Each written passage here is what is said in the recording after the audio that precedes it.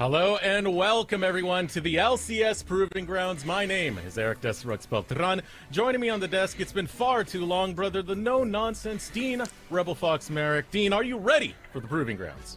I'm always ready for Proving Grounds, and with you, Mr. Eric, I could maybe tolerate just a little bit of shenanigans today, perhaps. All right, just a little bit, just a little tiny tad. bit. Yes. Yeah, just a tiny bit. We got a lot of shenanigans up ahead of us, though, as we do head into day number 2 of week number 1, as we are going to throw over to the schedule. That's ahead of us here today. Looking over at the upper bracket, we did have some competition play out yesterday, as Team Liquid Academy was able to take the 2-0. Meanwhile, you know, it was a very fast day for Kangas and Cubby over there, as another 2-0 happened. Dignitas Academy able to take it to Immortals Academy.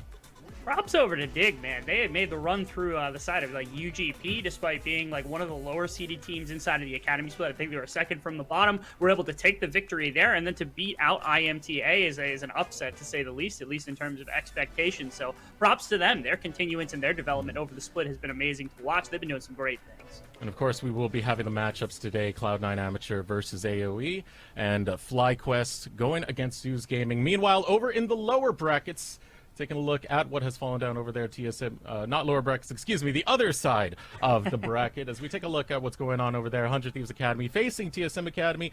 Golden Guardians going on with Evil Geniuses. Wildcard, 100 Thieves next, and Cloud9 Academy versus Resolve. Very, very fun games that are going to be played out a bit later. They're not the games that we fortunately get to cover, because we've got some amazing games on the other side of the bracket that we got to see, but so much loaded talent everywhere to watch, so many teams that you have to keep your eyes on here. One of the biggest things is like that little quadrant had 4 Academy teams, which means one of those squads is going to drop out in the first round. That's a tragedy to see one of our Academy teams drop so quickly just because of the way that things were seeded. Yeah, and we're entering this tournament with 9 Academy teams as it is already. Yeah. You know, back in the Proving Ground Spring, we did have all 10 there, so a lot of those amateur squads really starting to show up. But before we go any further, we got to give a quick shout out and thanks to our sponsors as we take a look at the Samsung Fast 5 for some of the action that unfolded yesterday. One of the things that does pop out to me, Rebel Fox, is going to be that jungle roll, our Mayo. You know, he had that Sejuani pentakill yesterday. He was looking absolutely fabulous. Unfair is Armeo on the likes of that Sejuani. Getting 5 kills in a row is hard to do on any champion. To do it on a Sejuani, I'm not sure if that's even plausible in most people's minds, but here he is able to do it on the live stream on the Academy and inside of Proving Grounds here. Also taking that fastest level 6. That's a competition that's pretty close-knit, 13 seconds over Will right now, and I'm sure there are junglers here today between the 4 teams that we've got to compete. Same thing with like Harry. Harry gets to see his competition potentially for that fastest mythic item as well in some of the games, especially our first game today, as the winner of that bout will be up against him trying to take that title away and eventually put him into the lower bracket. Yeah, and of course, speaking of, we got to start breaking down that match, Rebel Fox, because Cloud9 Amateur and Area of Effect, they're going to be up first.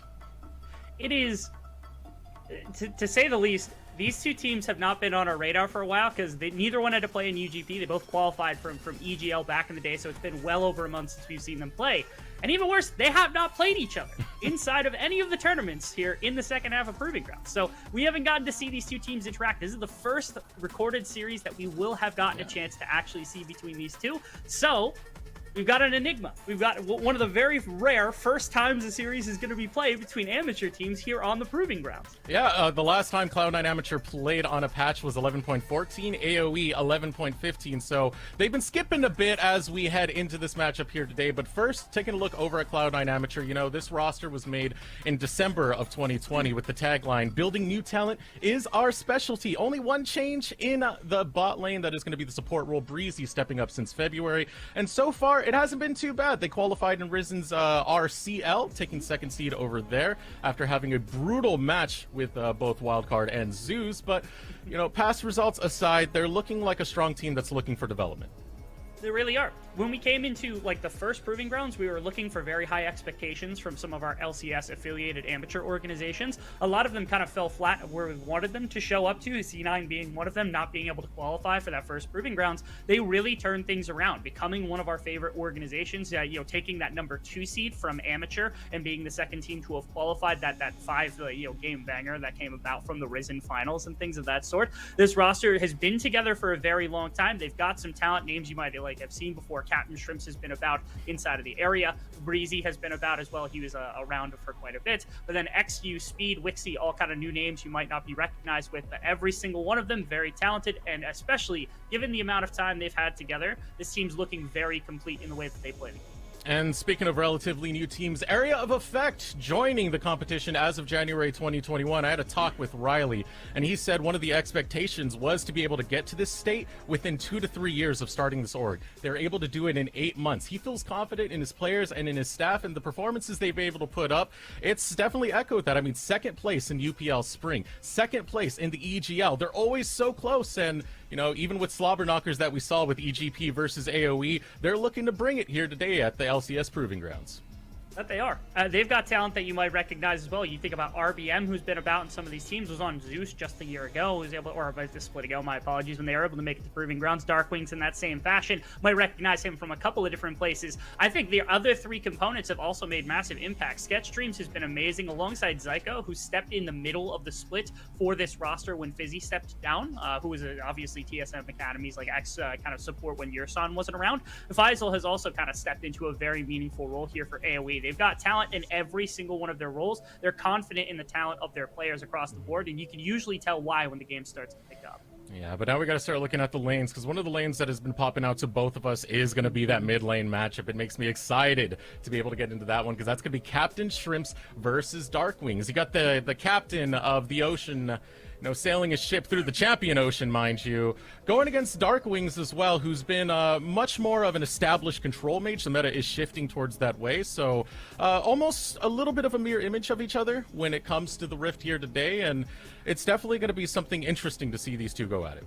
They're two players that can always rely on their mechanics, and they both have very deep champion pools that extend into the assassin range. You think about things like Kiana from the previous Proving Grounds that Darkwings was able to bring out back when he was on Zeus. You think about Fizz for Captain Shrimps. You also think about the Rumble that he kind of made his name on, and it's been insane, been able to pull that out a couple of times. When it comes to the champion like matchup that we're going to see in the mid lane, yes, it's possible that we see Orianna and Syndra and some of the control mages, Rise, LeBlanc, things that have been popular recently, but do not kind of like give away the fact, don't just forget the fact that these two have a lot of champions they can pull out of their back pocket, especially in this very, very kind of focused one-on-one matchup between the two of them that they want to put a bunch of pressure into. Now, I have to wonder how the jungle matchup is going to affect the mid lane as well, because we always have to keep in mind that the jungle's just floating around to any which lane they so please. So you look over at RBM, you know, he has been the sort of darling in the amateur season and definitely been pivotal in a lot of success that you get from AOE. Then you look at over at XU, who plays much more of an aggressive style. You get those carry junglers like the Kindred, like the Graves. It's definitely opposing styles when it comes to this jungle matchup. It's very cool because we get to see a reflection of styles, but they're also both very, very big shot callers for their team. You think how that plays into things where like RBM is tending to play for something that's a bit more supportive. We've seen like Mundo, we've seen a bunch of champions that can make impacts in the lane, trying to help his lanes out because of just how talented Faisal, Darkwing, Sketchstream, Zyko are when they're able to pull gold and resources. He supports that well and communicates that. Whereas XU, his kind of ability to talk, it's been supplanted.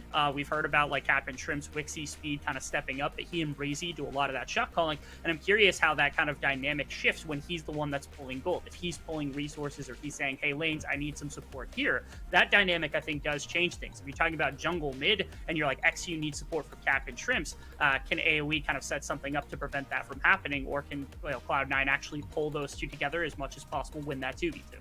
Well, that's where it gets me excited, because we were talking earlier about some of the picks that we see RBM go through with, and one of them that was popping out a lot was the Mundo. You know, getting those tank junglers there, being able to help the team, being that big impact, that soak of damage for the team. It'll be fun to see if some of those picks go out. Taking a look at other picks that we are expecting, one of the things that one of the lanes I take a look at is over going to be in the bot lane, Wixie and Breezy. This is interesting to me because when we look at Wixie, he's been one of those more clear-cut ADCs when it comes down to it. He barely plays mages in the bottom. When it comes to Ziggs, something we've been seeing pick banned, high prio so many times over the last couple of months, he's only played it twice in the year. Yeah, Wixie is what I would call like a classical marksman. When you think back in the days of like you play Jinx and then you set up for a 40-minute game and then you let your Jinx kind of do all the carrying. That's what Wixie kind of like reminds me of, because he's willing to take Jinx or Ezreal as the big one that always kind of pops up when his name comes about, because he wants to play more for like setting himself into the later stages, mid and late game team fights, positioning team fighting oftentimes really that bread and butter for this player. A lot of times kind of reminds me of King over on C9 Academy, the team that like went to finals and took TLA to a very long distance, and he's kind of among that as well, because I mean he's right there with him on the C9 organization, being in this amateur organization alongside them. Sketchstream Zyko had this very unique opportunity. This bot lane has come about to me as being one of the better bot lanes we've seen develop in amateur, and they can play a bit more on the front foot. They can play something like the Callista and kind of attack this lane as much as possible. It's something interesting also to kind of pay attention to is if you're going to defense like Ezreal, if you're going to something like Jinx, if you're going to some more of these hyper carries, can they attack that bottom lane for the side of AOE? We're going to have to find out as Champion Select is ready. We're going to head into the draft right now. Area of Effect versus Cloud9 Amateur.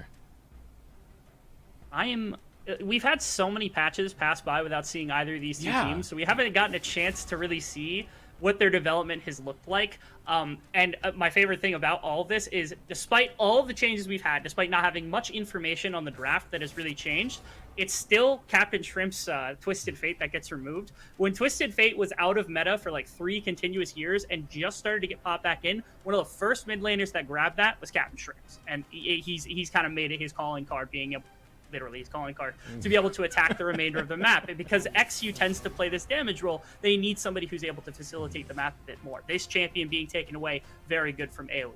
Yeah, and really focusing on the mages from both teams so far. LeBlanc taken off the map as well as Rise. Trundle will be banned away. No surprise on the mage bans, though, because as we know, the meta has been shifting back towards those control mages, and both of these mid laners are very prominent at that. Now Xin Zhao going to be the last man taking that away from XU. Interesting to see double mid lane ban Xin Zhao being taken away from XU, only because, again, XU does like to play some of this extra stuff. Being on red side also opens up Captain Shrimp's pool a bit more, XU's pool a bit more. You think about champions that like those who can play like the Graves that we talked about, or some of the counter picks that Captain Shrimps might bring through, just making sure to take away the power so that you don't have something that you can like, take very immediately for AoE to bring out. With Thresh taken off the board, I was about to say Lee Sin's still available, and especially with Trundle and Xin Zhao both taken off the board, feels like this is the next logical jungler when it comes to like who's going to be able to pressure early game that you're going to want to control things with. Yeah, Lee Sin, so much early game power when you are able to get that. Find those early ganks, find the early damage. Can be a pest to deal with when it comes to the jungle. Still hovering that, not quite confident to lock that in just yet. Gonna let the timer run out before it does go through. See, this does leave some interesting things over on the side of the red team as C9 Amateur. We're talking about a lot of the things that they do like to go for here and there. We were talking about some of the priority that may pop up. Tom Kench was one of the champions we were having a conversation about when it came between these two teams. Yeah, Tom Kench is interesting. I don't know how much C9 Amateur is going to be able to play that, especially for Speedo in the top side of the map. The thing that pops up for me is Camille for him. It's one of his more popular picks, and it's really become kind of more pivotal inside of this. Viego has been brought through. That's been kind of pinched out recently, and I think teams have still been trying to figure out what to do with it, only because it's still getting banned in half the series. Another half the series, like, it just doesn't show up because of that range disadvantage. Clear that C9 has been prepping for something like this, some of the preparation that they've done in the past month and a half, because a lot of people that have been kind of shied away from this sort of thing have come back to it here for the side of C9 Amateur. Comfortable for XU to take one of these damaging type junglers to be able to work with. So can't really blame going for the Leona right here. Going to grab that, get the engage, get a lot of power going on the side of C9 Amateur when it comes to just having that mid-game skirmish, being able to catch out members and take that fight straight to them. Area of Effect are just doing the hover roulette. They feel like they're going to go for the Braum, and yeah, that will be locked in over on the side of Area of Effect. So you do got that defense working there. You got a little team fight ability, disengage, engage, either way you want it. I've seen this into Leona more and more. Fighting for melee range against Leona isn't always easy with the amount of CC she's got, but Braum's ability to block damage from a ranged champion, the ultimate as well, safety as well for something like the Aphelios, which is set up here for sketch streams very effectively. It means that they've got quite a bit to work with here. It's a defensive bottom lane, which again, when you're playing into Wixie and Breezy, this feels like they could easily take something like the Ezreal, and then they could go for more of a roaming style with Breezy, who is one of the more veteran type players to be able to help the map with across the board. So C9 Amateur might be opened up for something like that if they do find that angle here. A lot of early games have been decided by C9 Amateur going for the Callista, but if we're going to go for some power, well, you can get a little bit of the same momentum going on if you do grab the Zig, so lots of oppression being drafted on the side of the bot lane of C9 Amateur. We talked about Wixie has only played this a handful of times, clearly Yeah. working on it in that month and a half. We haven't been able to see this team. So here we go. Wanting to shove in Aphelios as much as possible to begin the game. They've also got a very powerful Leona again for roaming. So they can leave Wixie into the bottom lane to his own devices, let him scale up, that kind of thing. They could also just move their bot lane in general, try to attack towers as much as possible, break loose mid lane, break loose top lane with some of the bombs and things that come through from Ziggs with that wave clear and the extra tower damage that comes out from him. It's an interesting way to play, to move Wixie and Breezy as a combination around as well. Something to at least pay attention to across the board is, again, I also am curious whether or not Captain Shrimps would be willing to take this in the mid lane. I feel like he's one of the few mid laners who would also be capable of piloting this champion. It's got to be in his pool somewhere because it's just so deep. But we'll see. We'll talk about that later because right now it's almost certainly going to be on the bottom side. Yeah, you're telling me we got to go full circle at this point. Finally, Ziggs returns back to his home in the mid lane. We can only pray. As more bans do go through, Gwen taking off the map, really focusing on the top lane now. Will be both of these squads, Jace removed, as well as Kennen. One more ban to come out of AOE. It's going to be first pick and counter pick over to C9A. Interesting. It's the like right now we're at like double A or AD, so they're trying to figure out what like AP champions would come about from Faisal, just to kind of make sure that that's going to be pinched more into top lane than it would be into mid lane to allow something a bit more kind of aggressive. We talked about Kiana, we talked about Zed, we talked about some of those champions to come through. Jace and Aurelia taken away from the side of both Speedo and Captain Shrimps. Those feel like Captain Shrimps champions much more than Speedo champions, and that's kind of indicative here. Is Renekton one of the more popular champions for Speedo? Still flexible to mid lane, obviously, but picking champions that are coming into some of the comfort. Now they get their blind pick Renekton with not much response. Faisal has to find something here into the Crocodile. So if you could find what he's going for. And, I mean, in the situation over in the top side, when it comes to Speedo versus Faisal, you got to remember, you still got more experience going on the side of Speedo. Even though he's rather new under that name, he did go under the name Lawrence. Spent a lot of time in Collegiate during those times. Faisal still being a rather new member. I believe he started his career just this year when it comes to the pro scene. As Nara is going to be locked in, opting into that matchup. Just hovering Syndra for now. Believe they're going to go for it. AOE, flop it over straight to the Azure. Okay. We get a very kind of restrained style that's also quite teamfight oriented here from the side of Area of Effect. Usually, I'm a bit more accustomed to them breaking open some of these players like Darkwings or Faisal to kind of flex some of their individual skill. Oh my goodness, and they opened him for it right here and right now. Captain Shrimps, in the past, known for how good his Xerath, he and Serenok are basically two of the main ones that we see inside of amateur, collegiate, that kind of space, play this champion more than anything. Here it pops up as the old school counter to the Azir. You see the Azir, you say, it's always a Xerath angle, and right now, I mean, you look at, like, Gnar, Aphelios is going to be in this one, Lee Sin, Braum. You don't have this massive, easy access into backline. Feels like Xerath is almost untouchable in this one unless you're able to get Gnar, Lee Sin into a dive. My God, there's so much poke you have to deal with, too. Just imagine you try to come up to a tower siege, and here's just Xerath and Ziggs. Poke after poke, damage after damage. But if you do look on the Area of Effect side, they have a lot of scaling. They have a lot of team fight potential once they are able to get to those late game stages. We know how Azir starts to get. We know how Aphelios starts to get. So you are going to have that bit of a win condition to try and stretch out this game if you are Area of Effect. One of the biggest things, control specifically of the map is going to be important for Area of Effect, because if you end up getting kind of bottlenecked into some of these positions around neutral objectives and you have to worry about like the shooting gallery, that's going to be the Xerath and the Ziggs poking you down as much as possible before a team fight starts, that's going to be a problem. That's going to be a really bad issue. And the other problem is when you lose that much health to start with things like the Xerath and the Ziggs before a fight starts, how easy is it for XU to just get reset after reset after reset? Just immediately take RBM, you dive onto somebody else, take someone else, all of a sudden you've got a Gnar or an Azir or an Aphelios in your backline, and there was nothing for you to accomplish in the first place. There's a lot of kind of uninteractable damage from C9 Amateur. That's going to make this game kind of hard for AOE unless they can really force their issue with these 5-on-5s. Especially if you start getting that lead. There's nothing more painful than a poke composition that has that lead going for them, that they have that econ going on. The damage is so much. You get hit by one Xerath Q, one Ziggs bomb. That's all it takes. I forget what game it was. We saw a really late game with King, but gotta hold that thought because now Breezy under attack has to flash away to be able to stay alive. Now they're focusing their attention onto Wixie. Sketch and RBM with the chase. Sonic Wave does land. Still gonna find a little bit more punishment. Saving his time with the flash here. Gotta be careful though, he's burnt way too much time. Sonic Wave not up, gonna take 2 shots for the tower. RBM! That was a really big meme right there, Rebel. That was a pretty big meme to start off our game here. Mr. Eric. I was really worried there for a minute because Wixie held that flash for a very long time, and I thought Q cooldown was going to come back up for RBM, and he was going to be able to follow under tower, trade first blood away, especially without taking much damage. It ended up being a lot of restraint from RBM right there because I know he could have hit that Q, he could have killed him and traded the 1-for-1, not wanting to give that gold over to the Ziggs, even to speed himself up. Instead, just going to trade the summoner spells across the board. It is Lee Sin and Aphelios in exchange for just Wixie's flash as well as Breezy. Bot lane might be an area where you can attack now here from the side of AOE. Man, Rebel, I've never wanted to see a player cam so bad before. I want to see, like, the expressions on RBM's face as I'm going to go for it. I like to think he's just like, I'm going, and everyone's like, stop. He's just like, no, please, don't do this to us. Don't trade level 1. Sketch streams down there like, do not give him the ability to, like, buy a mana crystal at level 1. Do not give him more mana to punish us on the bottom side. Especially without his flash, it would be miserable. So, again, great restraint from RBM to set up. I also like top side pathing. It should eventually bounce back down to bottom side.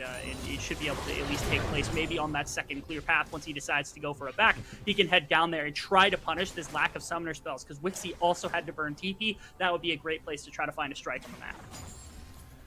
Meanwhile, looking at mid lane, one thing I want to ask you, Rebel, is when it comes to these matchups in mid lane where you don't see the champions too much, how much of an impact do you hear it having with these players? Because I know you did a little bit of coaching before over with Maryville, you know, seeing pocket picks like the Xerath. You don't see it as often in competitive.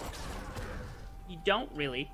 The impact here, most of it is a lot of poke damage into your mid lane. It prevents Azir from kind of entering fights most of the time, unless Darkwings plays very defensively with his health bar. Because usually as Azir, you can play for like Comet, or you can play for Electrocute, and you can go for trading into a lot of like melee matchups or other mages where you got this like range advantage. You can see like Darkwings has gone for Conqueror. This is because there is no way he is out trading a Xerath in the laning phase. Even with Comet, even with Electrocute, if you're landing those abilities, you're just never going to be able to match the health trades that come through from Xerath. And so Darkwings is like, I am scaling this game. I'm going for the late game Conqueror, attack speed, typical like late game hyper carry Azir, and there's nothing else to be done. It opens up river fights at least a little bit for the side of C9, and it also opens up Captain Shrimps to kind of push some more of the issue.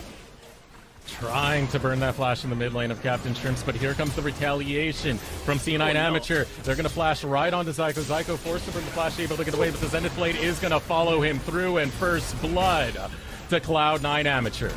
The attempted push onto Xerath. The health was dropped a pretty decent distance, but again, he is so far back in this laning phase, it's difficult to try to follow up, especially as the Braum, who has to burn all of the summoner spells just to try to get in the area to slow him down so that there is follow-up from RBM from Darkwings. But again, being that far back made it super difficult, dragged them too far away. Response from C9 says, we're going to cover, make sure the Captain Shrimps is going to have what he wants. This is the difficulty of that laning phase. I almost want to see them abandon this lane. Instead, they try to play to it to break Darkwings out a little bit faster than you normally would. Nice little stun as well. That was about as far a distance as you could possibly get with the Shocking Orb. Was able to set up XU to flash on top and Breezy for the dim and the eventual finish here.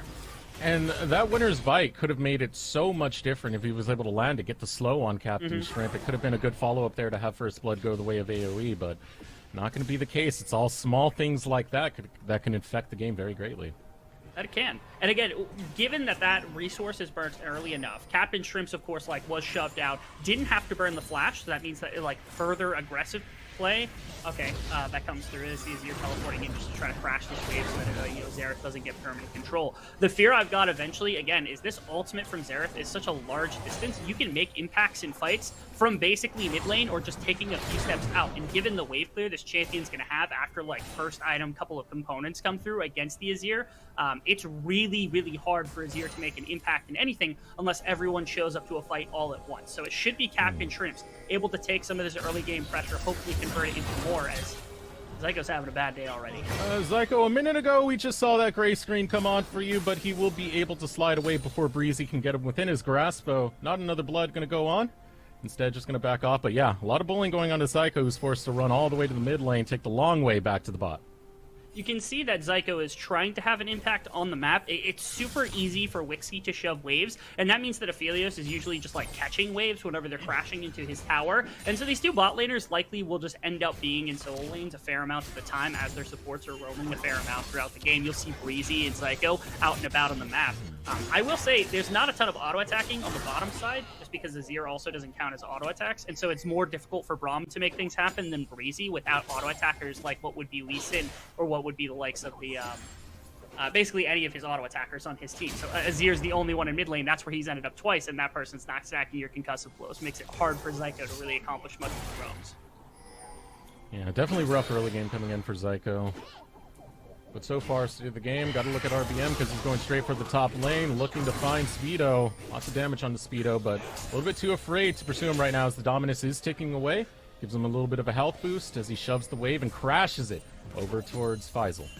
Really close to being a very positive play for AOE. The problem is that Narbar just barely not stacked enough. If Faisal steps up to try to stack that as fast as he can, Speedo probably just like one combos him all the way down through that mini Gnar without having those kind of base stats to work with. And that's why RBM felt not confident in continuing that play. They had two members there ready to go, but if Gnar steps up and just gets one shot, all of a sudden you got a level 5 Lee Sin into a level 6, what would have been a level 7 with that kill Speedo, with the ultimate on, almost certainly not winning that fight. Instead they just fail. They give up the red buff over to XU, who's had a fantastic early game on this Viego. His lanes doing a lot to help him out. They had that mid lane play with the response. That right there had support from Captain Shrimps and Breezy, and Wixie was kind of roaming into the area in case there was a response. All off the back of that top lane play that didn't come through. You can see C9 Amateur helping their jungler out as much as possible.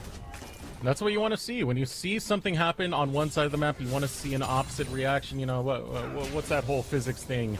Whole opposite and equal reaction stuff. That's what you want to see in the macro, man. And Cloud9 Amateur already starting up good, being able to try and track where RBM is, respond where RBM is, get their impact on the map. Now you're starting to see some wards be placed on the top side.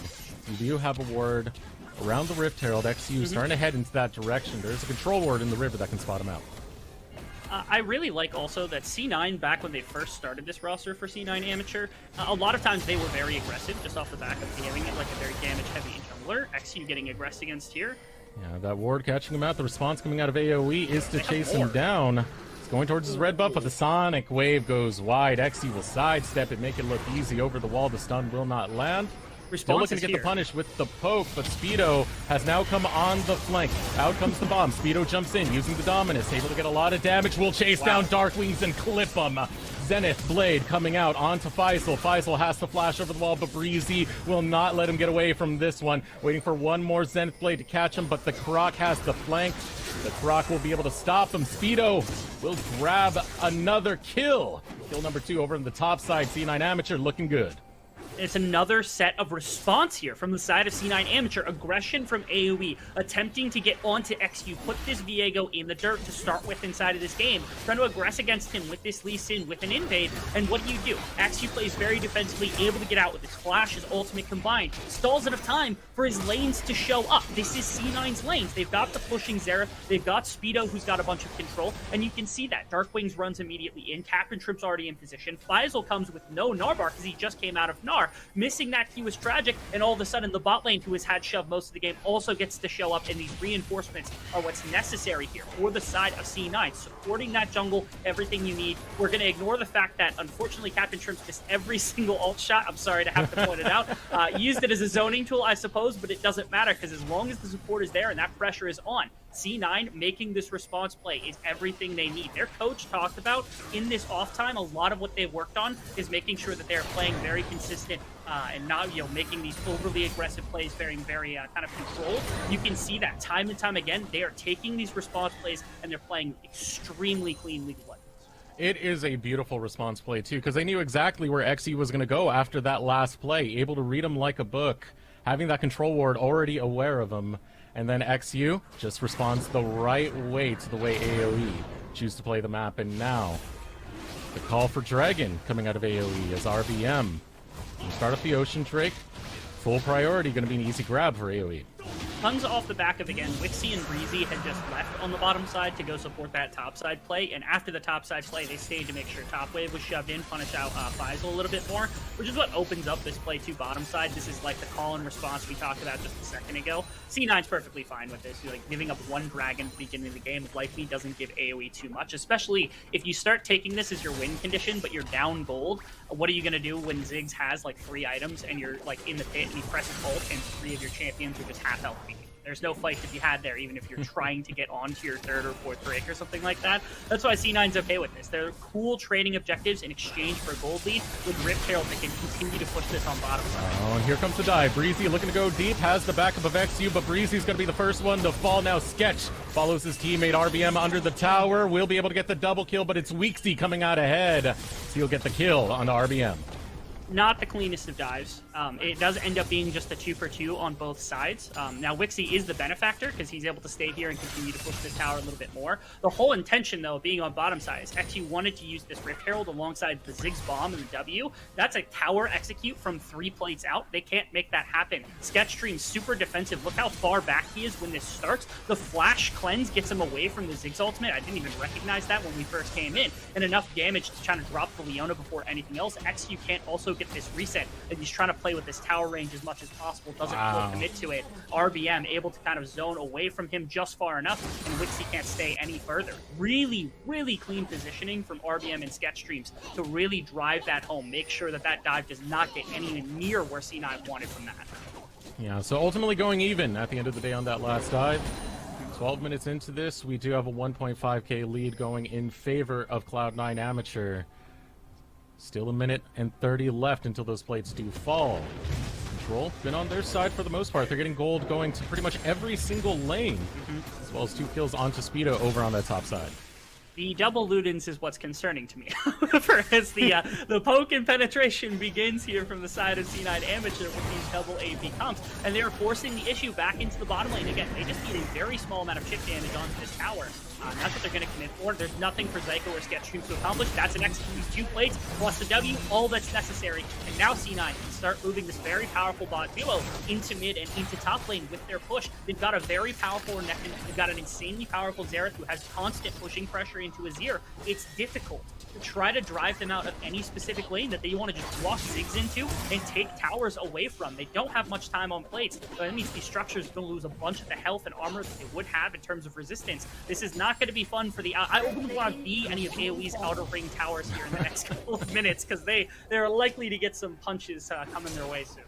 And C9 Amateur are doing this well. They're setting up a lot of these plays well in advance. You could look at all the vision that's over in the bot side right now that enabled that to be so easy, so safe. Now they're starting to transfer that over towards the top side as you get the roam from Breezy headed towards that top side. Captain Shrimp's not far off as Breezy's able to get the Zenith Blade. Will not find the Solar Flare onto RBM. Whoa. But, hey, making up for those missed ults earlier. Captain Shrimps is able to find them onto RBM, but the rest of AOE are looking to retaliate. Emperor's Divide finds 2 as Breezy goes in once again, goes on to Zyko, but Zyko will take him down 2-0 in favor of AOE as they're able to suddenly turn this game on a dime, taking down the mid laner and the support. Very well played by the side of AOE. When they can generate 5-on-5 situations, they want to do that as much as possible. If you can cluster everyone on the side of C9 together, that's not where their strength is. Their strength lies when you're in very long lanes where there's a bunch of space to work with, when you've got kind of the terrain working in your favor. This is not one of those situations. They try to make a play onto RBM with the likes of the Xerath, and yes, he drops that health very quickly, but now you've pigeonholed yourself with his Braum ultimate, the Azir ultimate, to get multiple members all at once. You can see the double ultimate, humongous for that, as well as the Lee Sin, who did not die, was able to help continue this play on the side. This is tactical from the side of the AoE squad, knowing that their composition in that 5-on-5 can use this kind of closed off points to their advantage with their CC. I completely missed that beautiful Dragon's Rage too, able to get the knockman, forcing out the extra flash. So good response out of AoE. This is what we were hoping to see out of them at the end of the day. It is the responsibility of Captain Shrimps and Wixie to put down poke damage. In situations like that, the responsibility falls to Speedo and XU, and Breezy, of course, to try to zone out RBM, Faisal, Darkwings, because those are the three that are going to try to make an impact by pushing members or splitting the fight apart and letting them focus down one person at a time. I will note one tragic thing. If Sketchstream pulls kills in that fight, this starts to look better, because when you have this 5-on-5, if your Helios is really getting going, it's going to be very painful to have to deal with. However, getting one onto Azir is going to be nice, because again, he's going for that later game scaling as well. Opens up now, unfortunately, the kind of tempo play that comes from all of those resets coming faster off the back of like the kills coming through means C9AM get to grab this Rift Herald. They're not super concerned with setting up Dragon whatsoever. Cloud breaks up now, and that's being taken, but Rift Herald being dropped on top side is just going to give further gold advantage to the team that's able to siege with just insane power. So Drake picked up by AOE, going to be Cloud Drake making this a Mountain Drake map. Meanwhile, C9 Amateur are going to respond over on the top side, taking that turret. He said you're going to feel bad for a lot of those outer turrets. Well, that's turret number 2 falling down for C9AM. Just need the mid lane to get the rest of those outers as they start rotating just in that direction. They do. They're going to put 4 members there as fast as possible. Azir, it's Darkwings on the bottom side again, trying to pull some additional gold onto the likes of this Azir, but second Rip Herald going to get dropped immediately. This will just be an execute. Just the charge and the Ziggs alone. AoE would need multiple members here. Darkwings TP is available if they want to try to force something with a great TP ward. It is right there. It didn't go down, and neither did RBM, almost getting caught out. Breezy couldn't follow up fast enough to have out Captain Shrimps there. But right there is that tower to falling down. C9 Amateur trying to get closer to it, but AoE are going to play the defense. But again, I want to talk about it. C9, their coach, they talked about discipline being the one thing that they focused on over the last month and a half, and we really haven't seen them. That is a disciplined play. It is very easy for any squad to be like, we need one auto attack, we need one Ziggs, we need one W, force the issue, get TP'd on, and all of a sudden flip another 5-on-5 and give a bunch of gold back to the side of AoE. They don't do so. They're patient. They can get that tower pretty much anytime they want. If Ziggs is free, has just a free moment, and there's no one in mid lane, throw a W down, you kill that tower. They're not going to worry about it too heavily. They're still up in gold. They still have this insane siege. They don't want to be giving AoE pathways back into a game like this. Yeah, because that can still be a very nasty 5v5 to have to deal with if AoE are able to get towards that scaling. Now, you're seeing exactly the way you put it. Still trying to shove the mid lane is going to be C9. Waiting for the satchel to go out. Not close enough to the tower, though. Zyko. Tower's still going to stand. He's cracked. He's able to shield that. Oh, that's... Uh-oh. Yeah, getting cracked open is going to be Darkwings. The burn going through. One more tick. Is it enough? No, Darkwings! He'll survive. He gets out. He's living. That is, that's some... It was very close. I would have been sweating a crazy amount right there if I were Darkwings. Able to get out that force. Thankfully, though, it means that there isn't somebody else to reinforce the mid lane. They're able to kind of shove in. Sketchstreams can't step up too much, so you can at least hang your hat on the fact that you do get that as close as that kill would have been. XU Speedo, double melee into an Azir. Really difficult to try to convert. And Wixie, an ultimate missed as well during that kind of situation, just to drive him further back as much as possible. As the siege comp just continues to try to lay siege to these outer ring of towers, they're all down. Now we're on to the inner towers. This is where maybe Faisal and RBM and even Darkwings can start to find some closer angles. If they push too far up without the right vision, that's where you're going to be able to open up some of these game-changing ultimates to set up a 5-on-5.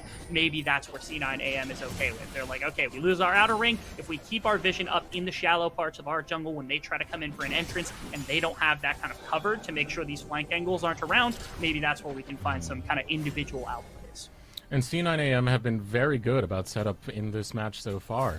A lot of it, we talked about it earlier, towards the bot lane. They put a lot of vision over there, set up, took the tower, started rotating that towards the top side. A lot of vision there, set up, took the tower. Wanted the mid lane tower, they started putting pressure over on that rotation towards the jungle and top side. Set up, take the tower. It's just been very methodical. It's been very textbook. It's been very spot on for C9AM.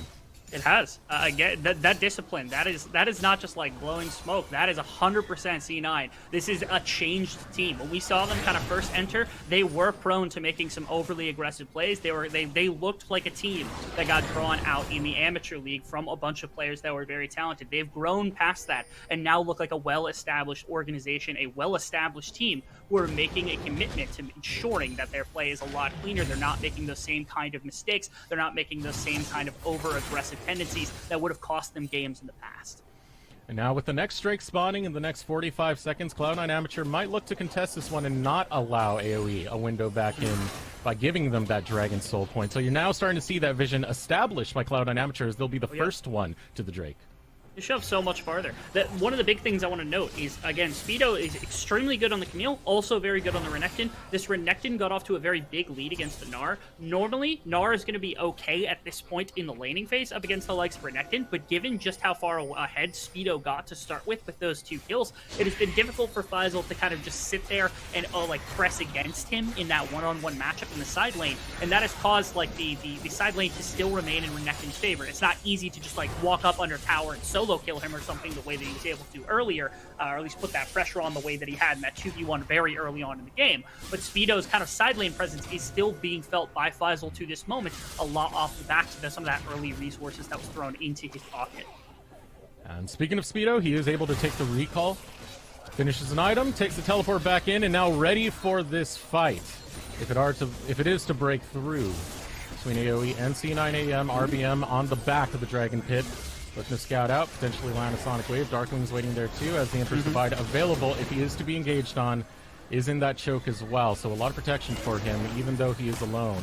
Now pulling the Drake is going to be AOE to the side, getting the first shots on it, but Sketch is going to back up.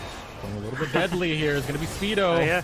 As he goes over the wall, Darkwings will be safer here. Can dash out as Zyko now leading the charge, pushing away C9AM, but there's the solar flare. They're going to go straight for the backline. RBM far too low. He will fall. Emperor's Divide goes out. It's not going to be enough because Darkwings gets slaughtered. Now over the wall, Sketch trying to find more. Speedo will find one. Able to get the slice and dice, but can't get close enough to go after Sketch instead. He'll go after the easy prey. Faisal falls. Weeksy gets the kill. Speedo will not be able to hunt down Sketch Streams. Instead, Sketch is going to try and return the favor to Speedo, but C9 Amateur, they took the fight. They got 4 members of AOE, and they're happy to claim the Drake. I'm just making sure Sketch Streams isn't going to get run down, because when you've got a Xerath on top of a Leon, there's so much CC to work with. Oh, okay, he didn't charge the Q just barely enough. No. I think Breezy just kills him. No, that's it. Oh, easy, breezy, beautiful kill going over to Captain Shrimps, and a Drake over to C9 Amateur. Well, I cannot possibly commend C9 enough for the patience that they just showed. So many teams, especially in solo queue, would see this and just be like, we gotta go for Dragon, get pigeonholed, and end up getting like 5-man ulted by RBM or by Darkwings or somebody, and instead they waited for the moment, they baited this kind of corridor fight on the left side behind the Dragon Pit, pull multiple members before a real team fight can ever really show up here, before they can get Sketch Streams really involved fighting anything close to what resembles a 5-on-5 team fight. C9 didn't get themselves into a bad position to try to fight something like this. Instead, they played very far back in the river. They didn't give an immediate engage or a flank angle to work with. I can't give them enough props for, again, the discipline that they have talked about. We talked about all game that the coach was talking about. It is on display in spades right now for the side of C9 Amateur. Yeah, it hasn't been the easiest game, but it's been a very calculated game out of C9 Amateur as they head over towards the Baron Pit now, getting a lot of control wards over there. You can see it over on that top side, 2 control wards placed, getting deeper. A lot of those vision wards to spot out where AOE is going to go. And at this point, Breezy doesn't really care. You can start poking him, you can start punishing him, you can try and chase him out of that jungle, but he is going to fight for that vision control, man. I will say, Baron buff is a horrible idea.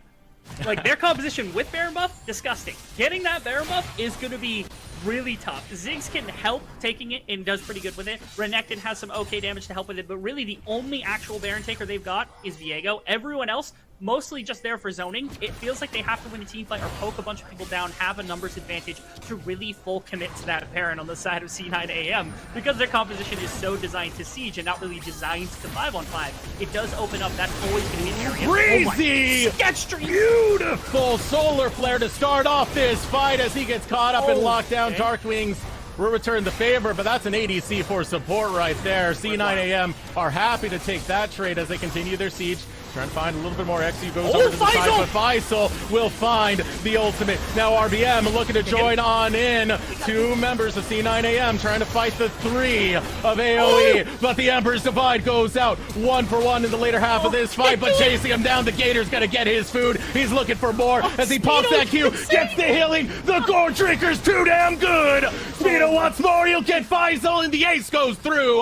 C9 Amateur get the team fight win. AOE, they're so close, but no sketch streams. They don't have the damage on their squad to run through Speedo the way that they wanted to. They got XU, they got a great Nord ultimate, and none of it mattered because they just don't have the DPS to win a fight like this. This is the trade to start with. Sketch being gone in exchange for Breezy, especially after everything had blown, is a perfect trade for C9AM. The thing is, Faisal, he just came kind of out of nowhere with this Norbar transformation, got both melee characters. Look how long it takes them to even drop these health bars. Speedo feels like he took 0 damage over the course of this entire fight because he is just so strong. Gore Drinker, like you said, Q combined as well, and then the backline, Wixie and Xerath both able to put in a bunch. I thought this was going to be a turning point where maybe Darkwings could do it, but again, you don't have the damage to get through Renekton fast enough. He just out-sustains your front line, and eventually these backliners, this Ziggs, this Xerath, just carry the fight for you as intended. Man, what a performance out of Speedo right there, backed up by XU in that last team fight, putting C9AM in a beautiful position as they have 4 towers down, a strong 6k gold lead. 26 minutes into this, they're looking to start closing this out soon. They did, and they should, because again, that team fight for being 5,000 gold down at the time, way too close. Way too close for comfort for the side of AOE. Again, if Sketch Streams is there for that 5-on-5 fight, that is a miserable fight for the side of C9AM. They might actually lose outright because their frontliners cannot tank enough with the combination of Azir and the Aphelios putting out the damage. And again, this is still a composition that has a very tough time taking Baron, which means they couldn't even punish off the back of that. If that's ADC in mid, maybe they can. They can't do it here. Instead, they're going to continue to siege, move lane to lane, just chip away at some of these inner towers as they slowly kind of push this lead further and further ahead, trying to wait out the side of AOE, trying to get them impatient, find these picks, and then get themselves these objectives. You could tell C9AM are really thinking about this Baron, but as you said, they just don't have the damage to take it in a really efficient manner. Instead, the pings are going over towards Dragon, looking to get their second Drake of the game. Will be C9AM, 15 seconds until that spawns. You do have Faisal waiting in the wings. He has quite a bit of Narbar to work with if a team fight were to break out. He does. Wanting to stay as high as he can, just because, again, these neutral objectives, standing the hit is just nothing that should be done from the side of C9AM. Them kind of keeping their lanes pushed as far as possible instead of sitting in river competing is the best way to do this, and that's what happened right here. Mid lane got shoved out, bot lane is in an even state, but you don't really have all the members you need here to compete the way you did on the previous one for AOE, so instead it's just going to go down to C9AM. They have bought themselves 10 minutes with the first 2 dragons they've taken, so you don't have that Mountain Soul kind of advantage for at least until 37 minutes into the game, which is going to take us into very late game territory. C9AM, their composition has a difficulty really pushing this one home without finding some of these generated picks, without really kind of pushing the issue and finding something. That was okay. Captain Shrimp's finding use for his ultimate, trying to steal that blue buff away from Darkwings. Can't quite get it though, unfortunately. That'll be up soon enough. As yeah, this is the danger territory now as we get later and later into this game. If you are able to get Baron buff for C9AM, it's pretty much a done deal. It's going to be very hard to survive that level of siege. It is. Which is why, like, AoE, I feel like they just need to control as much as possible that left quadrant that they've got when you're like on their base towards their blue side. If they can control that quadrant, they can always make an approach towards the Baron buff as much as possible. Keeping mid lane pushed out also going to be a necessity. That's why you're going to see sketch streams more often than not in mid lane as far as possible. Keep your eyes also on just kind of stray wards here and there. When you've got a Ziggs ultimate and you've got a Xerath ultimate, it is a danger to walk anywhere on the map that they've got vision, just because there's always a possibility that he just pops you with 2 shots, you're down to 10% health, and all of a sudden you have to back, and you have driven them out of the possibility of going for a Baron buff at any point. So there's that to pay attention to as well. So Zyko is going to get tested here. His ability to just try to remove these wards and make sure there's none of that clear vision onto his carries. It's like playing Dance Dance Revolution right now, trying to get around some of these wards that are down in the jungle. It's terrifying. He tries to go up, and there's a big man with the sword looking to cut you down. Big shield in your face as well. Pretty much the rest of C9AM are really proactive when it comes to vision control. So definitely a lot on the shoulders of Zyko to try and hold that down to get AoE in a position where they can come back, because their composition, it is a comebackable composition to say the least, and that's what they're going to try and find right now, is to go right after Wixie. Able to get the Glacial Fissure and the knock-up! Sketch will grab the kill, but there is the ultimate coming out of Faisal. Looking to find more. It's going to be AoE as they try and get Speedo, but the Gore Trick of the hill, it is there, and down will go Sketch. XU is going to show up. A new challenger has appeared as the ultimate's going to get popped by Captain Shrimps looking for the backline. He will find Zyko and C9AM. This is a fight they should not have won, but they do. They come back and they send them right to the gutter. That they do. The Guardian Angel for the likes of Speedo alongside that Gore Drinker in the queue keeps him alive for so long in this fight. Reinforcements get to show up. And worst case scenario, if you're just hanging around waiting to try to pick off Speedo on the way back through the way you normally would, that sets up Captain Shrimps to be able to do a bunch of this damage from a very long range. Now he and XU can just kind of solo this Baron buff. They got mid push to be able to work in here. They've got TP. This is just going to be a 5-on-5. Breezy's on the back. They're going to find RBM. Not knowing that he was waiting in the bush. Breezy, oh so sneaky, taking down the jungler. Now this is going to be brutal right now. Captain Shrimps trying to get away as Darkwings thought he could find a little bit of prey on the side. The solar flare goes out, only going to find the slow onto Faisal. Darkwings running away with his partner as the bomb goes out. Low health bars, but a good position for C9AM. It is. The more time you burn away from C9AM hit, the less that they have the ability to go to Baron. They started at Baron and almost were capable of taking it. This all started way back here. This is where we're starting at right now, where Darkwings almost gets picked off, forced the flash away. This all kind of prompts that mid lane fight that comes through. But again, this is the point I'm talking about. Look how ridiculously strong Speedo is at this point with the Renekton. He logged 50% of his health bar right there. They still haven't burnt his Guardian. He gets to kill Sketch Streams just by using his AoE and moving through this team all at once. And this sets up Captain Shrimps with this Xerath to pick off health bars. Darkwings takes a shot. Zyko takes enough to be able to go down. Now you don't have more than member. You don't have enough members to really compete in a fight like this. All you've got is Darkwings left for real DPS. They go over to Baron. Again, there's only real 2 members that actually matter. Captain Shrimps stayed in mid lane to continue that push. And thankfully, the disruption was enough to prevent them from taking that Baron buff. But this is a difficulty you have to deal with. This Renekton has become a real problem. Oh my god! Oh my god! Okay. Almost taking it, got him! Captain Shrimps, he don't need no teamfight, he don't need no engage, he will just press R, get vision, take down Sketch, and now this is a beautiful spot for C9AM to be as they continue to go down the mid lane and start up a siege. Sketch had the audacity to show on the map when his Xerath is around. How dare he! Ultimate and he's just dead. Yeah, don't you show on my mini-map. That's my mini-map. I don't want you polluting it with your nonsense. As they just get to bear down in mid lane now. Sketch Streams again, one of these main team fighters. Even worse, Darkwings was on the side lane taking that tower, which prompts this mid lane siege. They pull inhibitor. It's not the biggest deal in the world. Again, this composition has a really tough time trying to close things out. This makes that job a ton easier though, because if they win even one fight, they pull 3 members off the side of AoE. All of a sudden, C9, even with the double mage, probably has the firepower to just walk down the base. This is their opening that they've been able to work with, as well as third Dragon now in their favor. The time's kind of like picking away for AoE. They're going to try to force a Baron here, but I don't think it's going to be fast enough. Yeah, they take Baron significantly fast, but C9AM are already in position to deal with it. Dragon's not going to get taken. Baron will be reset. AoE really trying to show their cards right here. They don't have much left they can really do, and this is the desperation play. I do love it though, because again, XU is one of the main team fighters. Oh, here comes the Dark Wings. He's able to get Emperor's Divide onto Speedo, but Speedo will get out once again. RBM over the wall. Doesn't realize Speedo's in that bush. Speedo will be able to back off. That's still a busted inhib in the mid lane though, so AoE got to work fast. They do, and they're going to go right back to Baron buff because Speedo isn't here, doesn't have a really great way, and his Q is like one way that he can come back. Does have TP readily available for this. This isn't a position you want to be in as AoE because, again, Shrimps can just throw in damage. Wixie can just throw in damage, and that's what they're doing right now. They pull off immediately once the Xerath ultimate is pulled. TP is going to be back in. I almost would have loved to see Speedo just teleport into the mid lane minion and go for the end of the game because they would have been difficult to pull out of this situation from the side of AoE. Instead, they just equalized. Now a fight might be turned for the side of C9AM, trying to look to close this one maybe. Solar Flare goes out. It's on to Darkwings, but no follow-up to be had. And Rebel, I want to bring to your attention that Captain Shrimps only hit 2 of those, and it had a third left on the health bar of Sketch Streams. That's all it takes. You combo that with the Death Bomb, it is over. It is lights out for any carry on the side of AoE. As RBM, here's the last stand. Can you get the Baron still?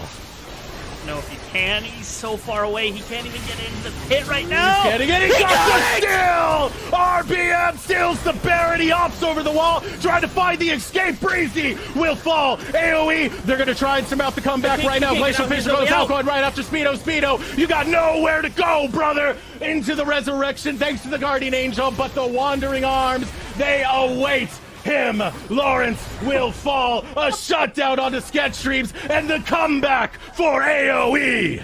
I thought their time was burnt. I thought they waited way too long, and that mid-wave has shoved so far and ended up doing a bunch of damage, taking one of their Nexus towers. I thought that was going to be it. The hero play from RBM. Look at this vision toggle. Look at his ability to try to get into this pit. And Breezy tries to zone as hard as he can. This is a miracle take from this Lee Sin to be able to snag this one away at the last possible second. Smite came out too early, RBM grabs it, and now this team, that can't team fight, stuck in a pit. They lose multiple members off the back of it. This is what AOE has been waiting for the whole game. It has taken this long for C9 to make a slip up, but the second that this gets pulled and they don't have complete control, immediately AOE is able to punish. And on the back of that as well, AOE picking up more, able to grab a Drake. As C9 Amateur only come on the back end of that. They cannot find the counter engage onto AOE, who are taking so much off the Rift right now. This lead has been evaporated to 3K, wow. As well as the dragon that never got taken. XU didn't commit to taking that dragon, and because it wasn't, because he needed to keep things kind of question mark, because like if he shows that he took dragon, they full commit to Baron and they end up losing it. So AOE able to win that tug of war in the end, and they snag now their third dragon and Baron ball. They close this gold gap, they get a bunch of kind of extra resources around the map to play with now, a bit more breathing room inside of this game, and they can pressure for what would be a fourth dragon fight. Double Mountain Drake alongside the soul that comes about really does take the edge off when these Xerath ultimates start coming in. Sketch streams is probably like, guys, we gotta get this. I need it really desperately. I can take one more Xerath shot now.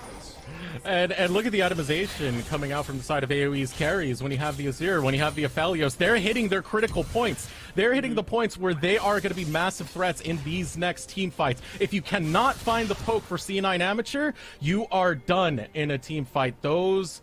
All of that poke that we need to see out of Xerath and Ziggs, it needs to come in quite quickly before AoE can pull the trigger.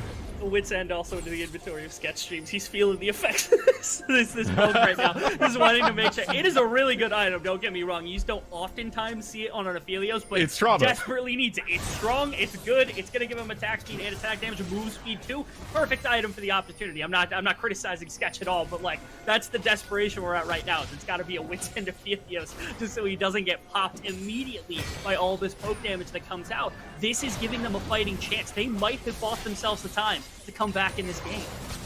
Ooh, it's got to be very careful, though, because any misstep from AoE can cost them big. We saw what happened before with Captain Trips burning the ultimate and Wixie able to follow it up. That is all it takes for you to lose someone.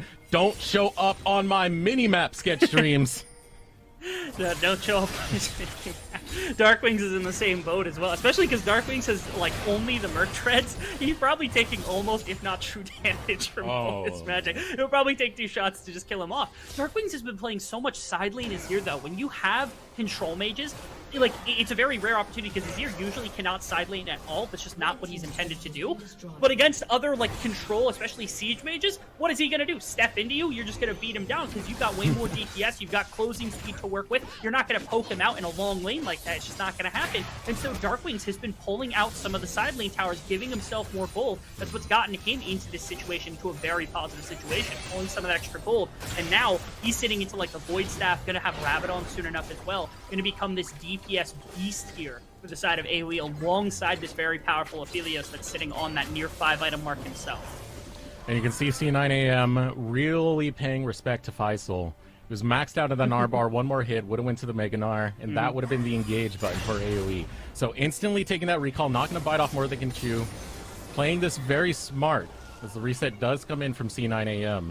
But AoE, what a breath of life that they've gotten in the last couple of minutes in this game. And really, I do feel like it's going to come down to the next minute and 30 seconds when that dragon does spawn. It's gonna be difficult. C9 has really good warding on bottom side right now. You can see both entrances kind of to the interior jungle outside of the lane have been covered, as well as that bottom tribe rush that's been covered by the ward on bottom side by C9AM, so they've got more than enough. And their pushing power is enough to pretty much set any lane where they want it to be. That's why you see Wixie in this mid lane. One other thing, just to note, one interaction I think is going to be pivotal to keep track of. It's hilarious to talk about how Xerath is just able to pretty much annihilate, or Wixie is able to annihilate these carries. The person I want to see them all honestly start tanking is Faisal, because they can mess with his Gnar bar. If they can get him to Gnar out preemptive to a fight by putting damage into him, that's going to change everything for AoE. If they don't have a big Gnar to be able to work their way into like a pit with, and to be able to pressure this 5-on-5 with, that's potential. That's something I think C9 needs to kind of think about here, is the potential of throwing this poke damage instead of into the carries, into Faisal. Because if they have no Mega Gnar, they don't really have an easily accessible frontliner to just throw a body into the front line and throw this big ultimate to be able to change things up. And that responsibility falls to RBM, who dies almost instantly. He's not super tanky. He's got the stopwatch, but that's about it. And Zyko can't do that either. It just allows this through damage to really punch this team very hard, denies AoE their access. And going after XU. XU gets caught out goes the Death Bomb. RBM goes deep. He will burn the Guardian Angel as he goes golden to buy time. Out comes the Glacial Fisher. 1 kill down. AoE able to find it. Are they going to back off now? They don't feel confident. Look at the health bars, a little bit too low. So C9 Amateur, they notice the Drake's up. They're the ones who can pressure for it now as they start heading into that direction. Speedo, a mispress, accidentally burning his stopwatch. That is a resource burnt as RBM goes over the wall, just teasing the dragon for the time being. C9AM looking to find more of that poke, and Zyko is feeling it. Sonic Wave not going to land. Speedo going deeper. RBM over the wall. Zyko gonna follow as well. Zyko so low. Lower and lower. Gets this Drake, and RBM is gonna be able to secure it. Drake over. Now Faisal will get the wallop. Gets the stun. Onto Speedo. Going deep is gonna be RBM. He tries to find Captain Shrimps. Can't seem to get it. Stepping away from the solar flare. A double kill for Dark Wings as Shrimps and Breezy forced to run underneath their tower. AoE, they're making the comeback, Dean. They've turned it completely around in this game, Eric XU. He's been able to get brought down immediately, and while they took a bunch of poke damage for it, his inability to be there for the dragon fight means there's no smite, so they're not competitive for it, and that's why, even with low health bars, the side of AoE was able to hang around, take that dragon. The wide-angle flank as well from Darkwings pinched off such an avenue of escape, and his ability to close into the lane when they had to move through mid made it so easy for this Azir to put damage into backline. Look at that gold advantage, Eric. We were sitting down 10,000 at one point. We're down to 1,000. This is what we're talking about. With no XU around, there's no smite. That's why RBM kind of gets to poke his nose into this territory, even though, look, these health bars, there's no way in most situations would you be able to do something like this. And the thing was, Cloud9 Amateur looked so good early on in this game, but here comes another fight looking for Breezy, able to get the autos on the Breezy. Sketch doesn't care, he's gonna flash forward, doesn't give a good goddamn as he heads towards the mid lane now, and the rest of AoE starting up this siege. Finally, that tier 1 gonna go down. They're gonna continue though, they are not done. They got power, they got itemization, they got the builds, but here comes the pain. Captain Shrimps and Wixie can still bring it, but so can Darkwings over the wall with the soldiers getting a good chunk into the mage duo of C9 Amateur. Unable to complete the siege just yet. It's going to be AoE, but you got Faisal in the bot lane looking to find one of his own. So another problem that occurs here is the counter siege for the side of AoE is being supplanted by Baron buff right now, which is why they're able to bring down multiple turrets at once, and like they probably are going to be able to grab 2 inhibitors. But again, closing this game out is going to be really difficult into a team that has this much poke damage. While you're taking inhibitors, if they can land any, it's going to be hard for you to actually consistently pull this game. And I like that they're pulling out of this situation with the double inhibitor down. Yes, you've got good wave clear with the Xerath and the Ziggs, but it's still going to take time for them to be able to set anything around this dragon. And the next one is Elder Drake, and it's going to be down. Like these inhibitors are going to make it super easy to set up for the likes of that objective that's going to be coming up soon enough. I feel as though we're in for even probably a 15-minute game here, Mr. Eric, which is not expected. We're picking up all the extra time that unfortunately Kangas and Cubby missed yesterday, apparently, but at very minimum, this game is exciting to the very end just because of the way these two compositions interact and how difficult it is for AoE to get on top, but if they do, they just win every fight. Hey, I'm happy to start off LCS Proving Grounds day number 2 with the Slobber Knocker right out of the gates. That is what AOE are bringing right now. They're starting to set up towards the top side. They have inhibitors down in the mid lane as well as the bot lane. So no more focus towards those lanes. So super minions will drive themselves home. Towards the top side will be AOE. Still got a while before we get those neutrals back up. 3 minutes 30 seconds before Baron. 2 minutes 50 seconds before Elder. We're in like the calm before the storm, because we know that those objectives are going to be massive on both sides, especially coming together at like 30 seconds before. I don't know if it's possible for AOE to be able to like just straight up snag both, and so it's a competition of like, this is a very rare opportunity where it's like, okay, usually you would take Elder Drake over top of Baron in any situation this late just because of how powerful of a buff it is, but I don't know if you can even use Elder Drake into a team with a Xerath and a Ziggs, and if they've got Baron, you've got to work through their minions, and it's so much harder that that damage is going to stick pretty much no matter what. It doesn't matter if you have Elder Drake, if you're getting chomped down 1,000 health. What just happened to that tower? He did not need the minions. We'll just take it out with the autos himself. Here comes the solar flare, but it's only going to be used defensively, making sure Zyko can't get into that. One more inhibitor remains. It is not long for this world. Now C9 Amateur, they're filling it. They're going to go for the engage. Out comes the bomb. A lot of damage going through. Faisal will get a double on his ultimate, but still looking for retaliation is going to be XU. XU trying to get more, but he's far too low. Has to back off, and Really instantly blown up is going to be Breezy. RBM. Low health bars for AOE, though. I'm not sure they can close it out right this minute. Darkwing's starting to back off. RBM, oh so low. Psycho, oh so low. Sketch would have to pull it out big time to be able to close this out right now. The Emperor's Device is going to go out to protect Darkwings. More damage to go through. XU is going to be resurrecting, and this is the game right here. AOE, they bring it back in C9 Amateur. Oh, I thought we were going to a full 50 minutes and we were going to go the Elder Drake, but we just do not. AOE has the ability to force in those fights. Again, it was another opportunity where C9, it is so hard to find a meaningful engagement where you can really put your damage into the 5 members, and like XU just, again, he tries to force something into this team, having that Guardian Angel up. His team can't quite put the damage in, and at that point, your 5-on-5 is just never going to work here. C9, first 30 minutes of the game, incredible. AOE hangs on long enough to really make it competitive. Stuck around for those neutral objectives, saying we can still do this. Pull out game number 1.